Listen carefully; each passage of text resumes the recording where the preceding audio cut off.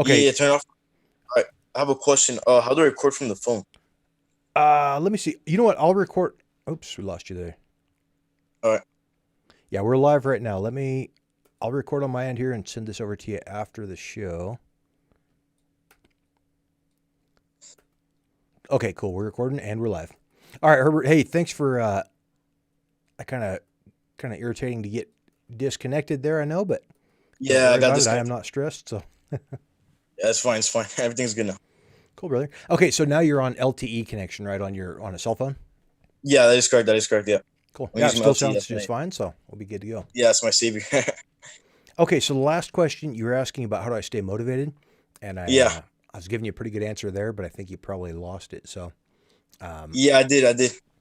yeah, so basically on staying motivated, and you're probably gonna get a different answer this time because I went through brain cancer, so my memory sucks. As far as staying motivated, the we all get we all get down, we all get demotivated, or feeling like man stuff's just not going right. It's hard to keep going. Yeah, So the biggest thing, if you, for me, starting to pursue happiness more than just chasing the dollar was a really good change. Um, and even when I was still running all three retail stores and stuff like that, I made it a point to start. I'd get up every morning, like 5 o'clock in the morning, go for a real hard, workout. hour and a half or so mountain bike ride. Just All right. get out and get excited and do something that made me feel good. And that was a lot easier to stay motivated during the day with the rest of that Yeah. going So on. you So believe? So you believe in the waking up at 4, working out, and then just starting your day from there, or I'm working out later. I'm waking up later now because I've got the ability to. Don't have to be opening the store at 9 o'clock. So um, yeah, I'm waking up later now, but I still try to get up and go.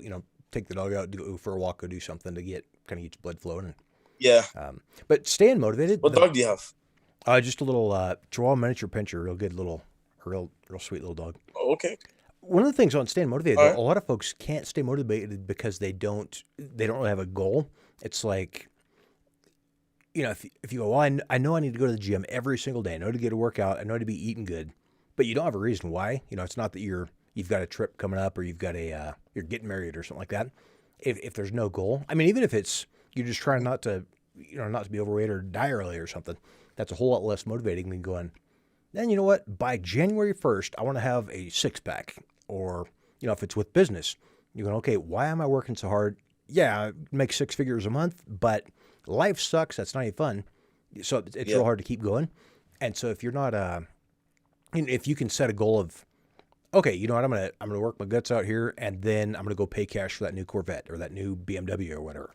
Um, that was one of the big things for me too. Is I'd been looking at this Jaguar since college, looking at this Jaguar, just beautiful old S-type Jaguar, and driving a $300 junker car, and I'd go drool over the fence at this just beautiful Jaguar, and so as I worked and worked and worked, and pretty soon kept putting that savings aside until I could go in and pick one up cash, and then I just did the same thing with a new BMW, or not new, it's new to me, BMW 550i X Drive, Oh twin wow. turbo V8, just a blast of a car to drive. It's got the massage seats and the heated and air conditioned massage seats and um, all that kind of stuff.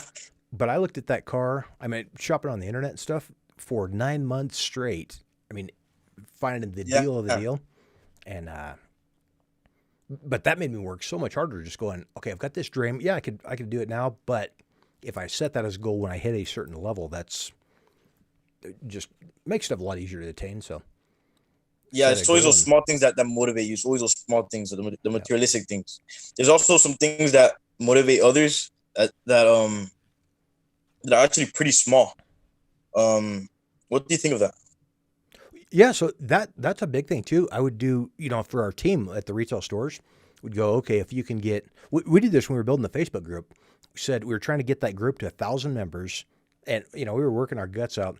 And so I said, okay, when we get the group to 1,000 members, I'm going to take the entire team, all three stores, take the team out for a, big pizza party. Eat anything you want. We'll just go have a blast, do a book review and a pizza party here.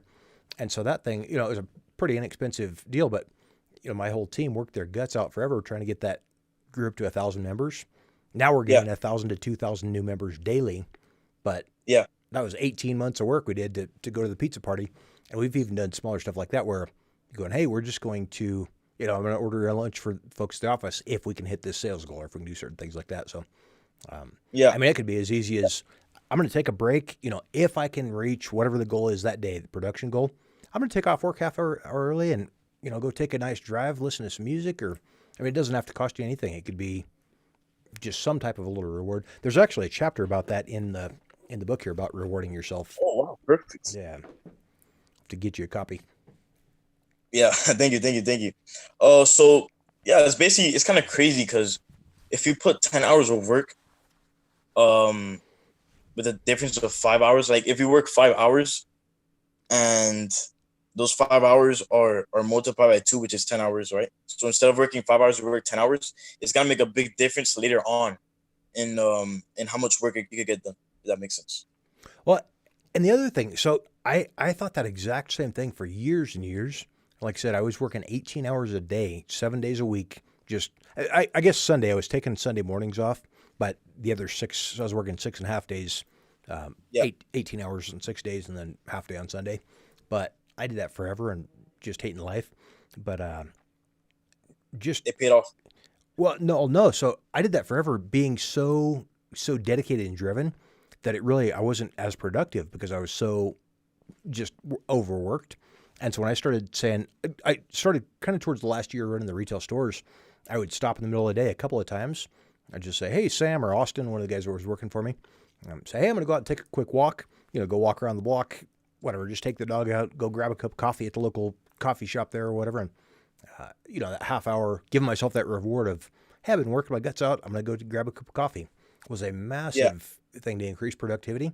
And when I started mountain biking and even cut my hours down more, just getting out, I loved to going out on the, chasing the next dream on that bike. And, that working less hours, but because I knew that every morning I was going to get to go and do this crazy ride, I actually became more productive doing less hours of work. So, wow, it's crazy. That's crazy. Yeah. Wow, it's actually pretty interesting on what you told me right now. I actually learned a lot from you right now. I'm actually glad that I had the ability to talk to you, Chris. Um, and again, what is that book called? So you could tell the audience. it's How to Be Successful, Think Like a Leader. The cover is not, I've got I Oh, did it's this fine. cover myself and it wasn't great, but the, What's more important is the knowledge that's inside the book. yeah, got a cooler cover now. For sure, for sure. Well, anyways, Curtis, it's been a pleasure. Yeah, thanks so much for having me on. I appreciate being your second guest on your podcast. Yeah, it's crazy. You're my second guest. That's kind of crazy. That's awesome. Yeah. And that's so again, your podcast for anybody that didn't see it on this or on the previous show here. It's called Real Estate Philosophy with Herbert Perez, right? That is correct. That is correct. That is correct. Cool, man. Thanks for having me as a guest, or thanks for having me as a All right, guest. thank you.